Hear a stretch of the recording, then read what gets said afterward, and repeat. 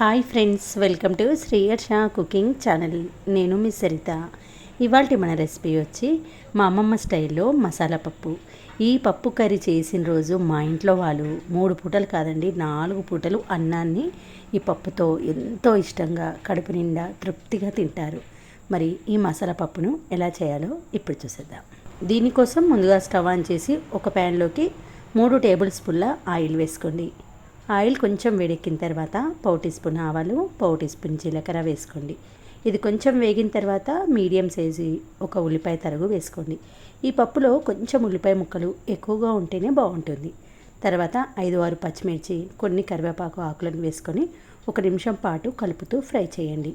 ఉల్లిపాయ ముక్కలు ఆయిల్లో మగ్గిన తర్వాత 1/2 టీ స్పూన్ పసుపు, 1 టీ స్పూన్ అల్లం వెల్లుల్లి పేస్ట్, 1 అరకప్పు వరకు ఆలు ముక్కలు ముందుగానే మీడియం సైజు ఆలును పీల్ ఆఫ్ చేసుకొని ముక్కలుగా కట్ చేసుకొని వేసుకోండి. ఈ ఆలు ముక్కలు కలుపుతూ ఆయిల్లో 1 నిమిషం ఫ్రై అయిన తర్వాత చిన్న టమాటాలు 2 చిన్న చిన్న ముక్కలుగా కట్ చేసి వేసుకొని వీటిని కూడా కలుపుతూ ఆయిల్లో 1 నిమిషం పాటు మగ్గించాలి. ఇలా టమాటో ముక్కలు, పొటాటో ముక్కలు మగ్గిన తర్వాతనే రుచికి సరిపడా కారం, ఉప్పు వేయాలి. 2 టేబుల్ స్పూన్ల కారం పొడి, 1 టేబుల్ స్పూన్ సాల్ట్ వేసి జస్ట్ ఒక 30 సెకండ్స్ మాత్రమే ఆయిల్లో ఫ్రై చేయండి. కారం, ఉప్పు కొద్దిగా ఫ్రై అయిన తర్వాత చిన్న బిర్యానీ ఆకులు ఒక 2 వేసేయండి.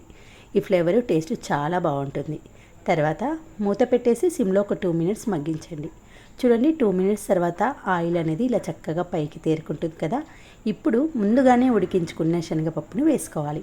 ఇక్కడ నేను 1 కప్పు శనగపప్పుకు 1 కప్పు నీళ్లు పోసుకొని ఒక 3 విజిల్స్ ఉడికించాను. పప్పు అనేది మరీ మెత్తగా ఉడకద్దు, అలానే మరీ పలుకుగా ఉండకుండా మీడియంగా ఉడికించుకోవాలి. పప్పును వేసి ఓసారి కలిపేసి మూత పెట్టి సిమ్లో 2 మినిట్స్ మగ్గించండి. 2 మినిట్స్ తర్వాత మళ్ళీ ఒక్కసారి కలిపేయండి. ఇప్పుడు పప్పుకు ఉప్పు కారం పట్టిన తర్వాత దీంట్లోకి 2 కప్పుల నీళ్ళని పోసుకొని హై ఫ్లేమ్లో ఒక 2 మినిట్స్ పాటు ఉడికించాలి.